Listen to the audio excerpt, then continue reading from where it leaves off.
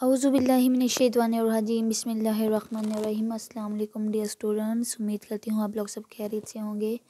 जी आज हम डिस्कस करने जा रहे हैं 10th क्लास की केमिस्ट्री को के सिक्स चैप्टर को डिस्कस करेंगे। हम इसके टेस्ट योर सेल्फ को डिस्कस करेंगे। हमने सबसे पहले डिस्कस करना है इसका test yourself 6.1 what is atmosphere. Atmosphere क्या है? अच्छा जी, atmosphere is the envelope of different gases का around the earth. It extend continuously from earth to outward without any boundaries. कोई बाउंड्री नहीं है। तकरीबन 99% of atmospheric mass lie within the 30 kilometre के अंदर लाया हुआ है और 75% lie within the lowest 11 kilometre. ये एटमॉस्फेयर की डेफिनेशन है। नेक्स्ट है मेरे पास differentiate between atmosphere and environment. Atmosphere की डेफिनेशन हम लोग पहले कर चुके हैं, वही कर लें। इसमें से हम इन्वायरमेंट की डेफिनेशन करते हैं।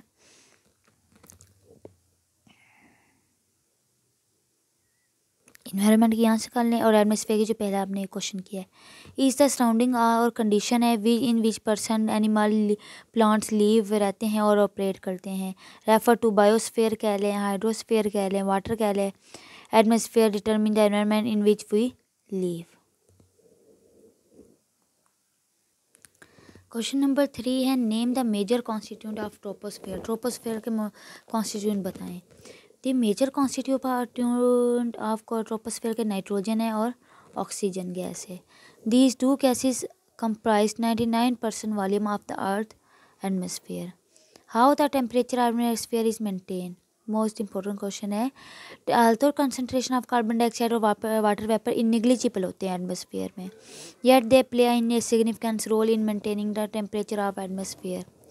Both these gases visible pass through the and they observe infrared radiations emitted by Earth's surface. Therefore, these gases observe much of the outgoing radiations and warm the atmosphere. और atmosphere को ये क्या करते हैं, गर्म कर देते हैं ऑब्जर्व करने के बाद, और इसकी वजह से गैसेस डिक्रीज़ हो जाती है कंसनट्रेशन गैसेस की जब हम एल्टीट्यूड इंक्रीज़ करते हैं। इसी वजह से जो करस्पॉन्डिंग टेम्परेचर है वो भी डिक्रीज़ हो जाता है एट द रेट ऑफ के 6 किलोमीटर पर। नेक्स्ट है where is ozone layer exist in mid stratosphere. आप लोगों ने कहा है, इन्होंने बहुत लेंथी कर दिए हैं जो पासिंग है।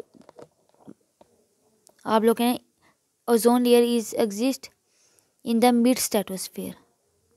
Ozone layer exist in mid stratosphere, just ये लाइन करें। Why the temperature of upper stratosphere high. Stratosphere का टेम्परेचर हाई क्यों है? क्योंकि इसमें ozone gas in this region is responsible for the rise of temperature. क्योंकि ozone gas इसमें पाई जाती है और ये रिस्पॉन्सिबल है टेम्परेचर को इंक्रीज़ करने में। इन दिस रीजन में टेम्परेचर इंक्रीज़ होता है, एल्टीट्यूड इंक्रीज़ होता है। अच्छा जी, सच एज लोअर लेयर जो होती है टेम्परेचर की वो भी -58 होती है और अपर लेयर 2 डिग्री होती है। नेक्स्ट है मेरे पास test yourself 6.2 what do you mean by air pollutant. Air pollutant का क्या मतलब है? यानी कि एयर हवा का गंदा हो जाना। हाँ, full substance present in air is called air pollutant. और इसमें बताई हुई इससे वेदर का बैटरी इफेक्ट पड़ता है, ह्यूमन के हेल्थ का, डैमेज का, प्लांट्स का एंड डिस्ट्रॉय बिल्डिंग्स का।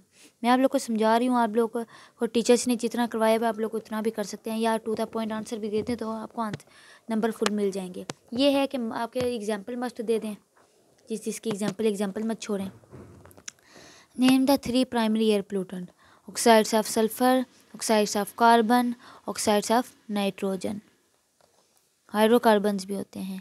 आपने इसमें से बताने कौन कौन से क्वेश्चन नंबर 3 में से प्राइमरी है और सेकेंडरी है।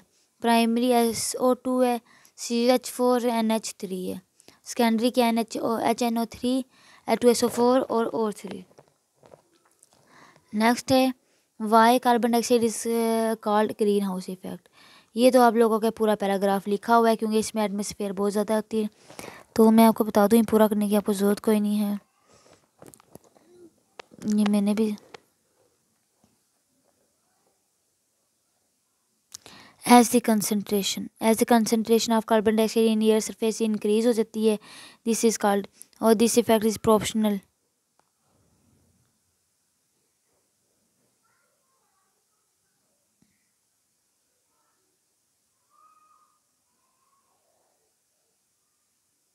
हाँ जी हाँ जी, heat is lost from the earth surface, therefore temperature of the earth surface gradually increase, this is called greenhouse effect. ये जो इफेक्ट होता है अमाउंट ऑफ ये प्रोपोर्शनल होता है किसके, अमाउंट ऑफ कार्बन डाइऑक्साइड का। अगर ग्रेटर कार्बन डाइऑक्साइड होगी तो ग्रेटर ही वार्मिंग होगी, इसलिए कहते हैं इसको ग्रीन हाउस इफेक्ट कहते हैं गैस। यहाँ से इतना कर लें। ये इंपॉर्टेंट क्वेश्चन है, why the fluid risk increasing, क्योंकि ग्रीन हाउस इफेक्ट की वजह से ग्लोबल वार्मिंग होती है, इसकी वजह से increase dramatically this grooming, global warm होगी, वार्म की वजह से मेल्ट हो गए ग्लेशियर्स, स्नो कैप मेल्ट हो जाएंगे और इसकी वजह से सैलाब आने का खतरा भी बहुत ज़्यादा है। कमेंट्स करें कि जो burning in open air is preferred है। जो कार्बन मोनोऑक्साइड है ना, ये एयर पोल्यूटेंट है, ये हेल्थ हज़ार्ड है, पॉइजनस गैस है, बीइंग कलरलेस भी है, ऑडरलेस भी है और कैन नॉट नोटिस भी इजीली और रेडीली। जब हम इसको अपने अंदर लेते हैं हमारे ग्लोबल वार्म हीमोग्लोबिन के ज़रिए ये हमारे अंदर चली जाती है और ये सप्लाई इन आवर बॉडी और higher concentration of carbon dioxide को वजह बनती, मोनोऑक्साइड वजह बनती है हमारे सर की दर्द की और थकावट की। अगर हम इसको लंबे अरसे तक अपने अंदर लेकर जाते रहें तो ये बहुत मुश्किल हो जाएगा हमारे लिए और अल्टीमेटली डेथ भी हो सकती है। और ये it is the reason that burning is not allowed in the close places. और ये क्वेश्चन इस तरीके से भी आया हुआ है कि carbon monoxide is hidden enemy, ये एक्सरसाइज में और ये क्वेश्चन आता है। How sulphur containing compounds are emitted naturally, naturally occurring sulphur containing are emitted in the bacterial decay of organic matter, volcanic gases or forest fire. How combustion of fossil fuels in internal combustion engine produce oxides of nitrogen. Combustions of fossil fuel in internal combustion engine, thermal power station, factories form nitrogen monoxides by the direct combinations of nitrogen and oxygen. ये quickly react करेंगे with air के साथ to form nitrogen dioxide, it's highly toxic gas है। Next है मेरे पास 5.3। Next है मेरे पास 5.3, how is acid rain produce, acid rain कैसे प्रोड्यूस होती है। Burning of fossil fuel produce oxide of sulphur nitrogen in air. Rain water है कन्वर्ट कर देती है सल्फर डाइऑक्साइड को किस में, सल्फ्यूरिक एसिड में, ऑक्साइड्स ऑफ नाइट्रोजन में से 2NH3 एंड NH2 में। नॉर्मल एसिड रेन ये वीक होती है, ये करने की जरूरत कोई नहीं यहाँ से ना, आप लोगों ने बस करना है जस्ट ये आप लोग यहाँ से करें। Acid rain is formed on dissolving acidic and air pollutant such as sulphur dioxide and nitrogen dioxide by acid rain, ये रेन वाटर। नेक्स्ट है why acid rain damage building, acid rain attack करता है calcium carbonate पर present in the marble and limestone of building और mountains पर, इसलिए ये day by day में ख़त्म होती जा रही हैं। How is aquatic life affected by rain, तो आप लोग को सारा कुछ करने की ज़रूरत कोई नहीं, आप लोग जस्ट इतना करो हैं, इस यहाँ से आप लोग कर सकते हैं। एक तो aquatic life present in lake also suffer because of high concentration of metals, अब ये कह रहे हैं especially high concentration of aluminium metal clogs कर देंगे the fish gills को, it cause suffocations and ultimately death of fish। इतना करें जस्ट, पूरे पैराग्राफ करने की जरूरत कोई नहीं, just to the point answer दें।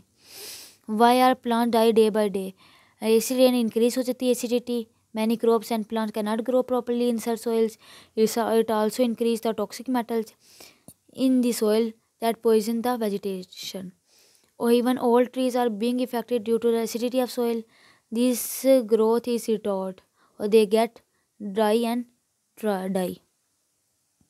नेक्स्ट है लास्ट वन है 6.4, जस्टिफाई करें कि ozone is beneficial for human kind. Ozone is present through out the atmosphere but maximum concentration क्या कहलाती है, ओजोन लेयर कहलाती है जो स्ट्रेटोस्फेयर में होती है और दिस लेयर सराउंड कर रही है हमारी ज़मीन को प्रोटेक्ट कर रही है हार्मफुल अल्ट्रावायलेट रेडिएशन से आपकी sun. Ultraviolet radiation would cause skin cancer होती है, so ozone layer in stratosphere is beneficial है फॉर द ह्यूमन लाइफ। ये पूरा करना है आप लोगों ने।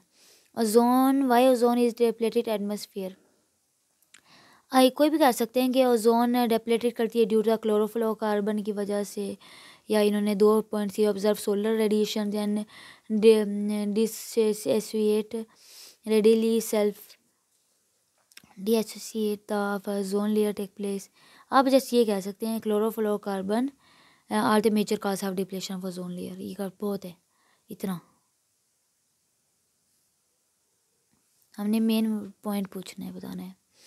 नेक्स्ट है what do you mean bye ozone hole?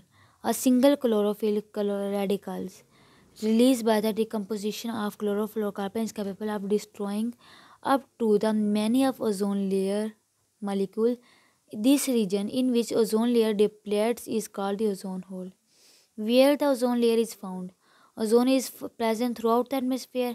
Maximum concentration कहलाएगी ओजोन लेयर जो कि स्ट्रेटोस्फेयर में है, और ये about 25 to 30 kilometre away from the earth surface. ये थे 6 चैप्टर के टेस्ट और सेल्फ। उम्मीद करती हूँ आप लोग को समझ आई होगी जी। मुझे इजाज़त दें, नेक्स्ट वीडियो तक फिर मिलेंगे। अल्लाह हाफिज़।